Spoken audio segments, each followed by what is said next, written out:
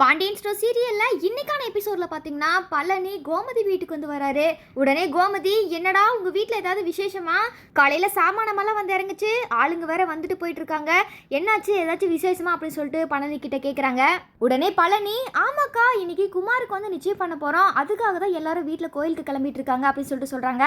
இதை கேட்ட அரசி ரொம்பவுமே ஷாக் ஆகுறாங்க. உடனே அரசியோட முகம் பாத்தீங்கன்னா வாடி போயிருது. அவங்க எழுந்து அவங்களோட ரூமுக்கு தனியா போயிடுறாங்க. அரசி சோகமா இருக்கிறத பழனிவேல் வந்து பாத்துறாரு. என்னவா இருக்கும், அரசியே சோகமா இருக்கா அப்படின்னு சொல்லிட்டு பழனிவேல் நினைச்சிட்டு அந்த இடத்துல இருந்து கிளம்பி போயிடுறாரு. இதுக்கு அடுத்ததா குமார் வீட்டுல பாத்தீங்கன்னா முத்துவேல், சக்திவேல், காந்திமதி எல்லாருமே கோயிலுக்கு வந்து கிளம்பிட்டு இருக்காங்க. அந்த நேரம் பார்த்து பொண்ணு வீட்டாளுங்க பாத்தீங்கன்னா ஒருத்தர் வீட்டுக்கு வராரு. இதை பார்த்து முத்துவேல், சக்திவேல் ரொம்பவுமே ஷாக் ஆகுறாங்க. நாங்க தான் நிச்சயம் பண்றதுக்கு கோவிலுக்கு வரேன்னு சொல்லியிருந்தோம்ல, நீங்க வீட்டுக்கு வந்தீங்க அப்படின்னு சொல்லிட்டு சக்திவேல் வந்து கேட்கிறாரு. உடனே பொண்ணு வீட்டாளுங்க பாத்தீங்கன்னா, எங்க பொண்ணு பத்தின விஷயம் நாங்க எல்லாமே உங்ககிட்ட வந்து ஓப்பனா சொல்லிட்டோம், ஆனா உங்களோட பையனை பத்தி நீங்க எங்ககிட்ட மறைச்சிங்க அப்படின்னு சொல்லிட்டு கேள்வி கேட்குறாங்க.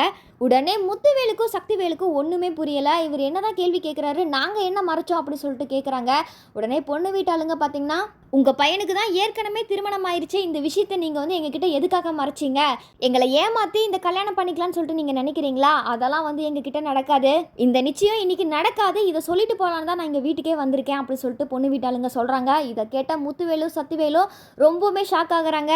உடனே சக்திவேல் பாத்தீங்கன்னா, அதெல்லாம் ஒரு கல்யாணமே கிடையாது, அந்த பொண்ணே வந்து தாலி கட்டிட்டு வீட்டுக்குள்ள வந்து உட்காந்து வாழ்ந்துட்டு இருந்துச்சு, இந்த விஷயம் தான் எல்லாருக்குமே தெரியுமே, இதை நாங்க உங்ககிட்ட மறைக்கணுன்ற அவசியமே எங்களுக்கு இல்லையே, இது எல்லாத்துக்குமே தெரிஞ்ச ஒரு விஷயம் தான் அப்படின்னு சொல்லிட்டு சக்திவேல் வந்து சொல்றாரு. அதுக்கு பொண்ணு வீட்டாளுங்க பாத்தீங்கன்னா, அதெல்லாம் எங்களுக்கு தெரியாது அப்படின்னு சொல்லிட்டு மாறி மாறி வாக்குவாதத்தில் ஈடுபட்டுக்கிறாங்க.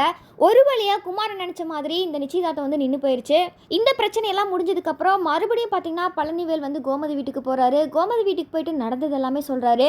அந்த நேரத்துல அரசி பாத்தீங்கன்னா ரொம்பவுமே சோகமா இருந்தாங்க.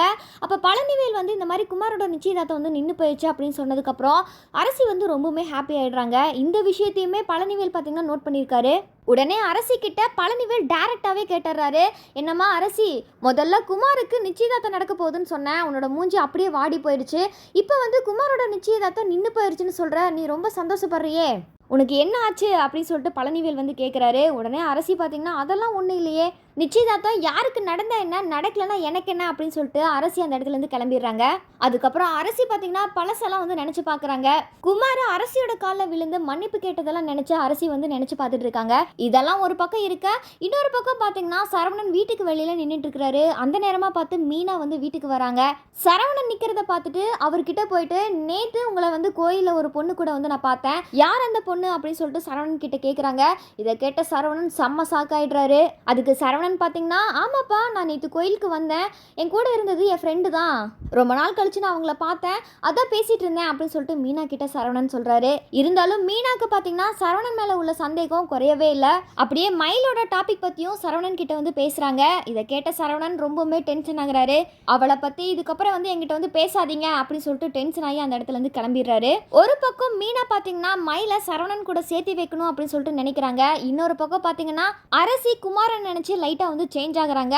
இதுக்கப்புறம் என்ன நடக்க போகுது அப்படின்றத நம்ம பொறுத்து இருந்துதான் பார்க்கணும்.